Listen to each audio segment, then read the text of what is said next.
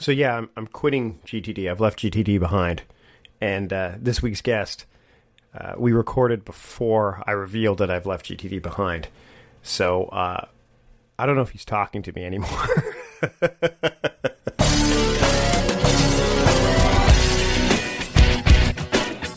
Welcome to the Productivityist Podcast. I'm Mike Vardy. Thanks for joining me this week.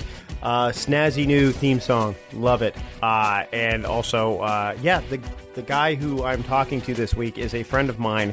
I think he's still talking to me because I'm apparently going to be on his show arguing the reason why I'm not getting an Apple Watch or did not get an Apple Watch, while Craig Jarrow, the time management ninja, did get one. So there's going to be a bit of a debate there, but probably also the debate as to why I've left GTD behind. So far, I've released 2 newsletters in the series of why I've left GTD behind. If you are a subscriber to the Productivityist newsletter, you've seen those already. If not, you can go to bit.ly, so bit.ly/productivityistweekly. So that's bit.ly productivityistweekly and subscribe to the newsletter. You'll get it in your inbox and you'll read, you'll get at least number 3 in the series and then beyond that.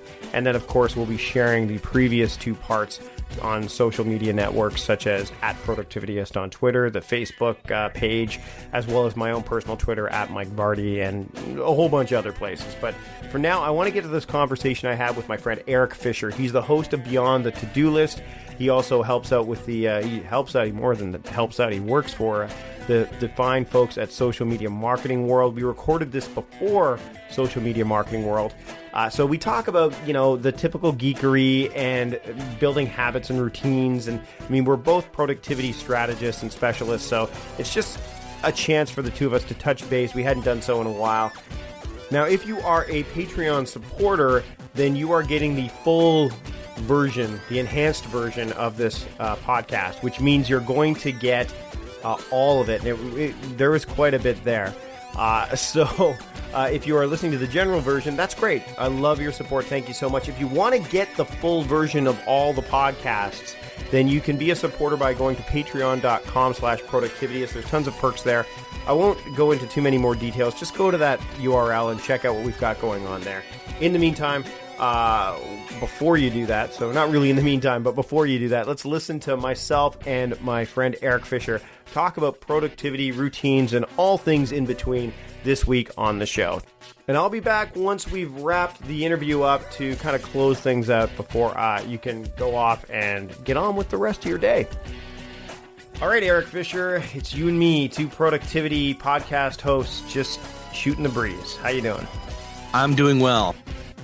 One of the things I want to talk to you about is you've still got you have a day job and you're doing this other thing on the side. A lot of people that I talk to, they can't reconcile the two. They whenever I talk to them about certain things, they say, "Oh, well, it's fine for you because you work for yourself and that's what you do." But what about those of us that have day jobs and stuff? And I don't know. For me, I mean, I did work for Costco for 12 years or going on 12 years. So it's not like I haven't worked for organizations or had day jobs ever. But to me, I guess speaking to someone who like yourself, who's a productivity strategist like me, how do you kind of balance that stuff out, especially with a family? Like, what is your method so that you can have, and obviously discipline's a huge part of it, but what's your method to make sure that you kind of are giving every piece of the pie the attention it deserves? Well, it's very much to treat each pie, treat it like separate pies, and then a Venn diagram of pie. Does that make sense? Mm-hmm. Like, for example, our favorite, or one of our favorite, they're all good, task management systems, Todoist, is actually the one that I use for the day job. But Then I also have a whole other one where I don't have any of the non-work stuff show up. And then I also have another one. Yes, Overkill. What are you using for the other ones then? What are you using? I mean, I'm using 2 now too. Yeah. Well, here's the thing. Like I have them all on my laptop. That is, I have them all on my phone. I have them all on the iPad, and I'm using Todoist, OmniFocus, and Things. Wow. And the reason is because one is for the day job, one is for home life in general, just business of living. And then the third is the podcast. Wow. And now, obviously, having them separate is what you need to do in order to make sure that you're not pulled in any one sort of direction from, like, because again, you're sitting at your desk, you could easily be pulled one way or the other. Are you using contexts as a way to kind of identify where certain things belong? So like, for example, in Todoist, are you saying check personal tasks and then that the label would be OmniFocus, or are you just kind of divvied up your day or chunked out your day so that okay, well, this day is ending in this, on this piece, or at this pie. Now it's time to move on to the other one. Yeah, it's very much coinciding with color-coded things on BusyCal. Okay.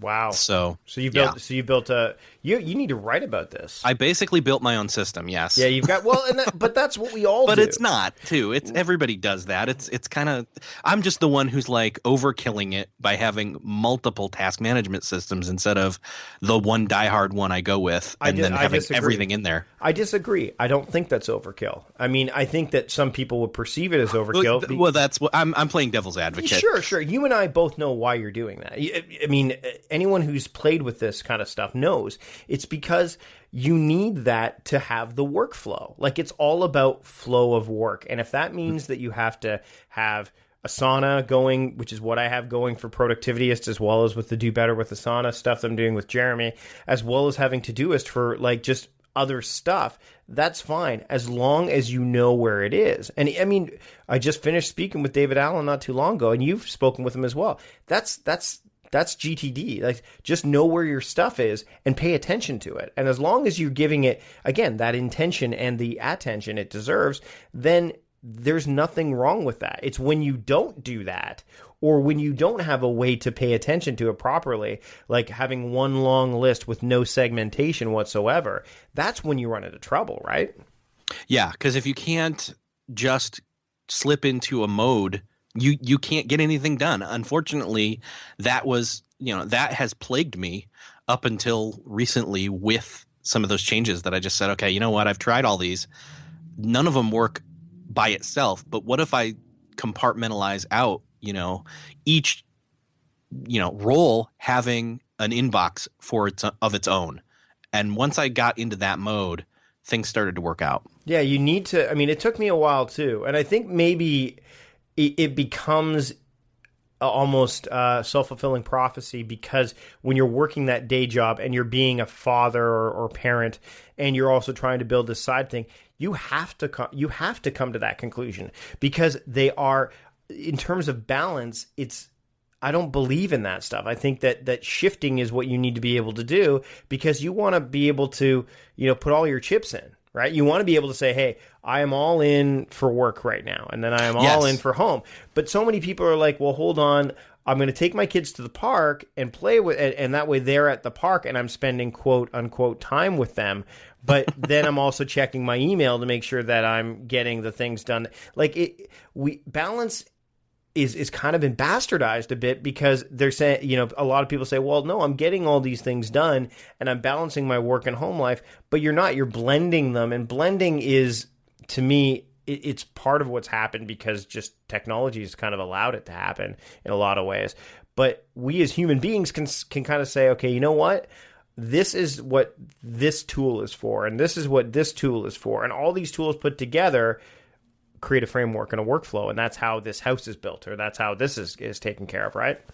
Yeah, exactly. The blending is exactly the point that I was trying to make. I think that by having, a specific app where that's the day job, because I'm, working from a home office or working virtually, or what's the word? There's a better word that I'm not thinking of. Telecommuting.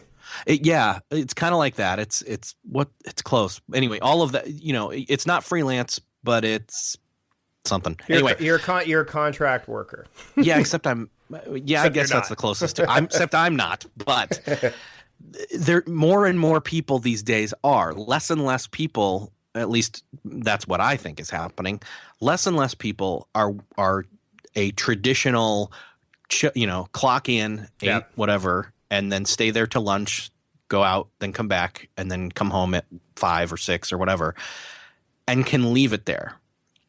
And even with the whole smartphone or other devices thing that's been going on, where you can be connected at any time in any place, not to get even into the whole smartwatch thing, this allows me to have some psychic or mental space that I have put it away, or I have quote unquote left work at the office. Mm-hmm. And that's what helped by having that and saying, okay, work is now in its place. That suddenly it just works better. Trust me. Oh, again, preaching to the choir. Speaking of which, what you've been doing this for how long now? How long have you been really like spending time with productivity practices in terms of just examining them, exploring them, and kind of expanding upon them? Well, I mean, the podcast started August 2012, but I mean, I read GTD back in 2005, and so yeah, probably 2005 was when I was really just like that's when I discovered Merlin Mann, and so around the same time I did. Yeah, around the same time. And I don't know with what speed or consistency I had, but up till about 2010, 2005 to 2010, it was revamp the system every 5-6 months. Right. After that, it's been tweaking and so discovering. What have you learned in the past few years that, because you've immersed yourself in it? What are some of the key takeaways that you've had? I mean, we've obviously talked about a few, but I mean, I know that, again, I went from like enthusiast to specialist to now where I'm actually strategizing a lot more and being more of that type of person where I can go in and say, this is your work. This is what you do. Okay, well, here's a workflow that could probably help you, and here's why. Are you like, what have you learned over those years that have become, kind of cornerstones of where you're at now? Well, and this is what it takes. The best way I can describe it is I have this eye almost of a consultant, and so I will come in. And I wish I was better at this with myself. That's actually the thing that I'm, that got me to the 3 task management system, was to, I can come in, I can kind of look at something and not just say, why are you doing this, but, or even the how, but trying to get to, in other words, I'm a plumber trying to figure out why the heck do you have the water set up this way? Right. And then can walk through it and say, oh, okay, I see. Well, have you thought about this? And, I wish that I could apply that to myself. My wife does a great job of doing that to me, but, but yeah, I mean, and that's the thing is that if there's ever been any principle that I've ever understood is David Allen's stuff, when it comes down to capturing and then deciding what to do with it, like the principles he's talking about, and yes, his new book came out today, so that's another anniversary or whatever you want to call it, celebration, St. Patrick's Day, GTD Day. It is like, it's still, I keep coming back to it over and over again, and so that's why it's weird that it's like, oh, there's this new version of that old thing that we've kind of held to as principles, but aside from principles being principles, there's so much room for rhythm and style and I don't know, workflow is probably not the right word, but work style maybe. Your way of doing things. Obviously, if somebody's listening to this and they think their productivity's all out of whack, then obviously you're not doing things well, but that doesn't mean stop doing things your way. Just learn how to do your way better. Right. And I think that was the thing that kept getting in my face was I was trying to change me instead of changing how I was doing things or why I was doing things and what I was doing about it. Yeah. So. Well, and that's the thing is that what I love about some of these tools is that they basically provide a framework. They don't put you into a corner and say, okay, this is how it has to be done. They say, okay, here are the tools that you can use. Now bring your work style or your frame of mind or whatever you want to call it or mindset and put it in here and let's be more effective. Another book that came out today, though, which I want to kind of touch on, is Gretchen Rubin's new book, Better Than Before, which is a bit of a departure in terms of her work has always been generally around happiness, and it's not really too far off because now this one's about habits. Now, habits are huge, and rituals are that's the new hotness in our space, right? Is rituals is the new black. Yeah, exactly. I'm a big believer in having, bookend and keystone habits that you can kind of say, okay, here's where I do this, and this is why I start my day a specific way and end my day a specific way. Do you have those? You must. I would imagine you do. And do you believe in this whole, we've seen Lyft obviously change to Coach.me, and we're seeing a lot of habit tracking apps and stuff. Like, do you use any of those? Some of them have come and gone, and overall it's very seasonal for me. I don't, like, for example, we just did the whole daylight saving time thing here recently. Yep. And it drives me nuts every time we do it, one way or the other. It really just doesn't matter. It's a body clock thing. It shifts you. And ultimately that, if there's some sun out first thing in the morning, I love it because that triggers the brain to start waking up. I've been doing a lot of cutting out the coffee, which is crazy, I know, but I literally have not had any coffee today, and I didn't. I've only had decaf recently. I've shifted away. The only caffeinated beverages I'm really having is that tea that I drank, and that's about it. Yeah, the what's it called? Cognitea. Yep. I had one of those yesterday. Yep. And it works great. So I think habits and routines and rituals and all these other words that we use for, again, that word discipline. That's it's appealing, but life doesn't stay on the same track long enough, for me at least, and maybe that's an excuse, I don't know, confession time.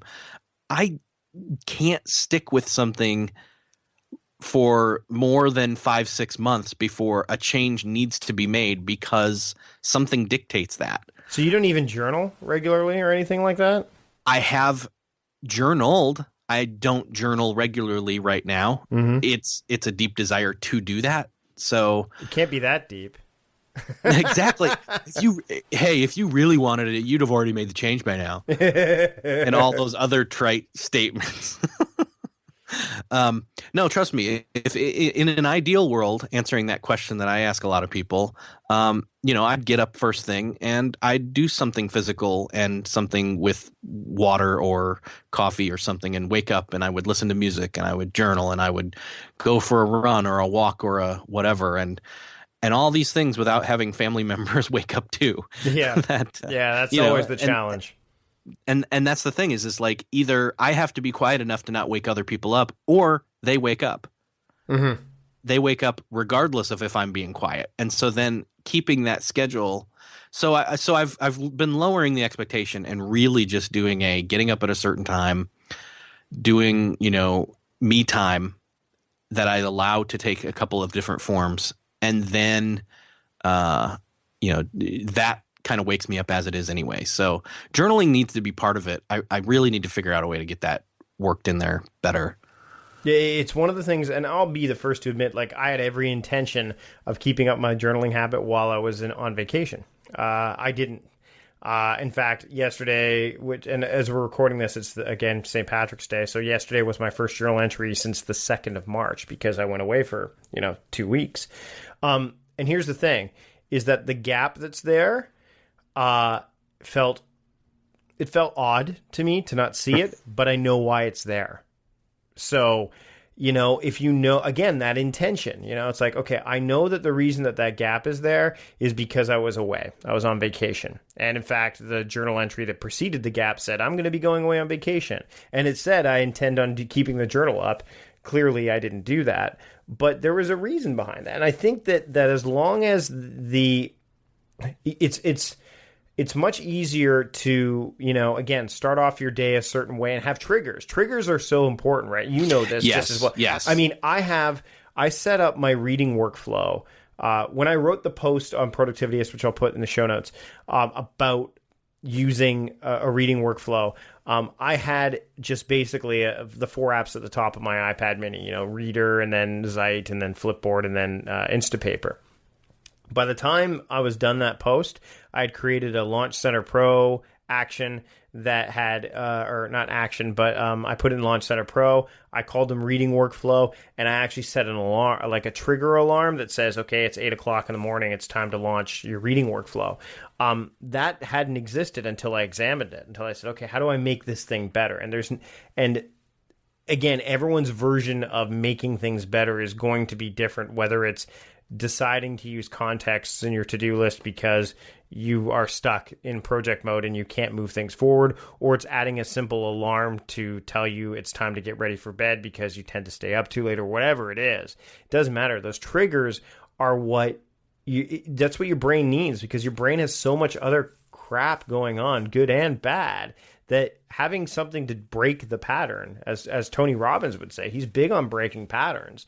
If you have something there that breaks the pattern, it can go, and that's what a trigger does, is you'd say, oh, okay, it's time for me to write my journal entry, or it's time for me to, and that's how I started, is I just had an alarm go off saying it's time to get ready for bed. And the getting ready for bed wasn't just go brush your teeth. It was write your journal entry, enter your word count into the shared document that I'm doing with a friend of yours, Jim Woods, and then brush your teeth, go to bed. Like that's what you have to do.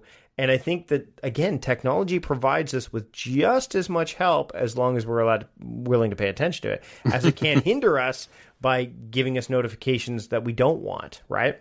Right. And that's the thing, is I think I've sold and unsold myself numerous times on this whole Apple Watch thing. Mm-hmm. I think it's an inevitability that I will get one, but I don't know that I need to have it anytime soon. And in fact, I'd kind of like to know what I need it for first. So, and that's not to say that it's not going to help a lot of people.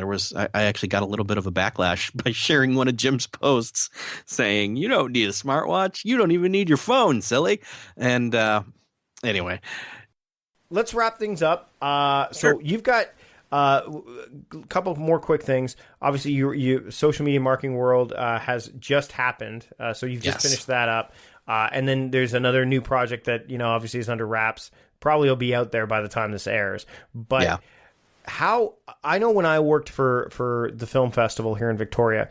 We were talking about this before we jumped on the air, is that I was my job was simply to run 2 festivals every year, the film festival and the summer festival. And then all of a sudden one day the film festival director said, yeah, we're going to do a cocktail festival now too. And it kind of was like, what? Well, I've got grants to write and I've got all these other things. So now you're adding something else to the mix. How do you deal with the changes that are going to come because of this new venture? And do you feel that you're better equipped to handle it because of the fact you've built this kind of framework that your work kind of compartmentalizes itself in?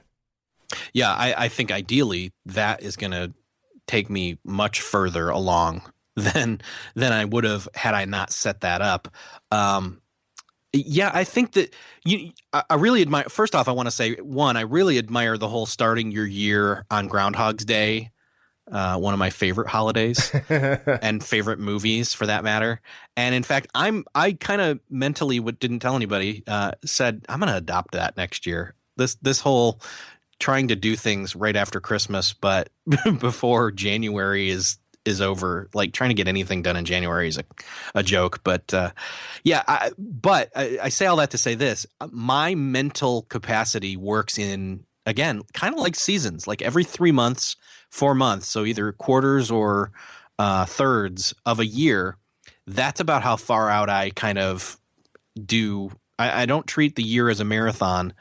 I do look at it, but I really treat the whole thing as, short marathons or sprints even. And by doing that, I can maintain some sense of sanity of, okay, I only just have to get to here, and I only have to do this, this, and this from here to there, and that's it. And by compartmentalizing, roles as well as time, that's how I manage. That's how I have to. Erik, thanks so much for taking the time to speak with me today. Where can people find you on the internet? On the internet, I am twitter.com/Eric with a K, the letter J, Fisher, and beyondthetodolist.com. And you've had some great episodes as of late. Of course, you had David Allen on, and you've got Rory Vaden, who I've been reading his book, Procrastinate on Purpose. I haven't read his past stuff, though. I should probably dive into that.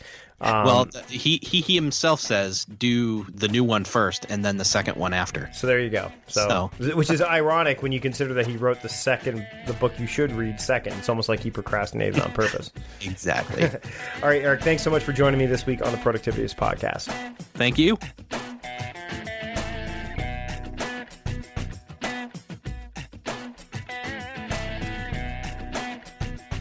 Big thanks to Erik Fisher for joining me on the podcast this week.